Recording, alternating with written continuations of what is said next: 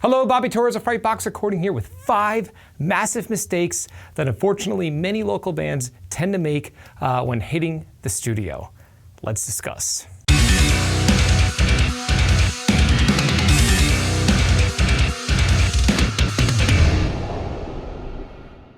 Now, I just want to say this, before I list these 5 things, I have been guilty of some of these myself back when I was young, playing in local bands in my late teens and early 20s. But we all live and learn, and if you're in a local band and you plan on booking studio time, hopefully these 5 things will help point you in the right direction and save you time, money, energy, and frustration. Okay, so mistake number 1 that local bands tend to make when they hit the studio is they try to copy a bigger band's exact production. Now, I've had this where bands have come into the studio and they give me reference mixes of bands that sound nothing like their music. So they might be, a power pop, I don't know, emo, screamo kind of band asking for a deathcore style production, which wouldn't match their music. Especially when most of the production that they're asking for is due to the way that the musicians are playing on the reference and not so much having to do with the production itself. Now, luckily, most musicians, as they mature, they realize that it's better to find your own sound and that copying another band or production or whatever rarely works, especially when your music is fundamentally different and unique when compared to the sources that you're trying to copy. So if you're in a band and you're looking for the exact same production of maybe one of your favorite bands, unless you have those exact members in your band, you're the exact same genre of music, and you hired the exact same producer, mixer, and mastering engineer, don't bother. Your energies are better spent elsewhere. Okay, and mistake number 2, which is a big one, not recording pre-production demos before you hit the studio. Now, this is a huge mistake for 2 reasons. Number 1, when you rehearse with your band at full blast, you're not hearing the subtle intricacies of your music. For example, drum fills, whether the 2 guitar players are playing exactly in sync, if maybe one of your background vocalists is singing out of key, or maybe singing the wrong lyrics. I've seen it all. And also, when you go to hit the studio, it makes much more sense to have your tempos completely mapped so you're not spending all of your drum tracking day mapping tempos in the studio, which is going to cost you extra money and time, and you're better off doing it within the rehearsal space or at your house. Now, I often hear people say that they can't afford equipment and they don't know how to use a DAW.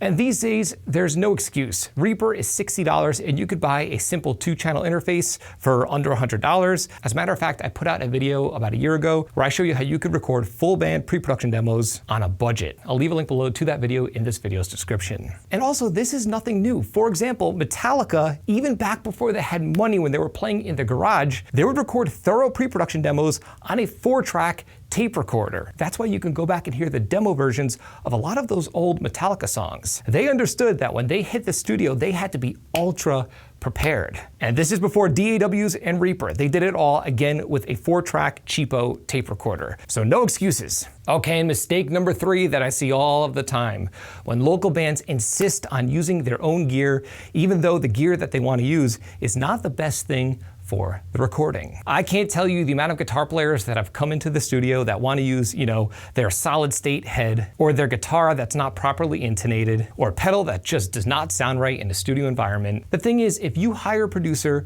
you hire them for a reason. You gotta remember that certain pieces of gear that might work in rehearsal or even at shows might not sound great on a recording, especially if you're looking for professional results. So if you have a Line 6 Spider or something like that, there's nothing wrong with that. It might work for rehearsals or when you're jamming in your bedroom, but if your producer is recommending to use an amp sim or a tube amp, you're better off listening to your producer. Remember, you hired them for a reason. Okay, and this brings me to common mistake number 4.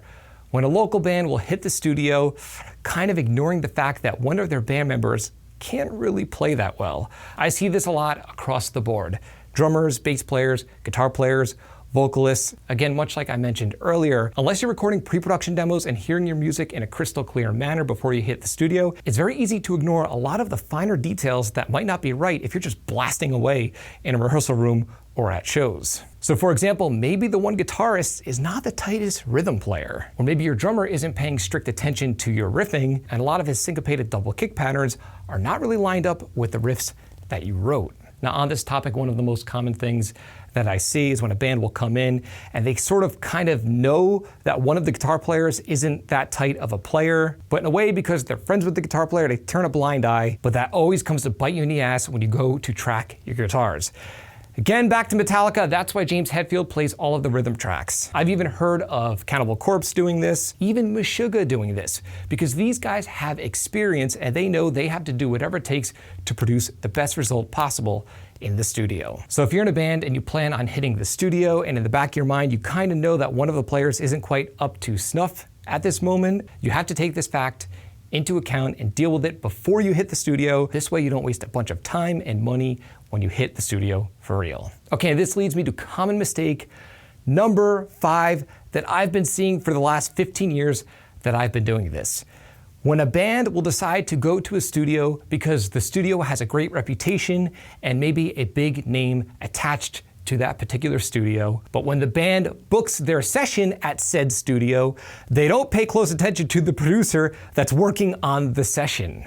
I can't tell you the amount of bands that I ended up working with throughout my career that went to some big fancy pants studio thinking they were going to get this killer product because all of these signed bands recorded at this studio. But when they went there, they ended up working with maybe the intern or maybe just some other random engineer that doesn't care about metal or maybe doesn't even understand how to produce metal. Again, I've seen this happen countless times where this will happen to a band and they end up wasting thousands upon thousands of dollars tracking at this big studio only to have to re-record the entire thing with me or another engineer once they learn that it's not about the studio that you're recording at, it's about the producer that you choose to hire. So if your band plans on recording out of a studio specifically because it's a bigger studio and maybe has a big name attached to it, do your homework and make sure that the producer that you're working with does good work. So to put it simply, make sure you know who will be recording your project when you book your session and listen to the previous work. Never, ever, ever skip this step no matter who you hire. Because like I said, it all comes down to the talent and skill level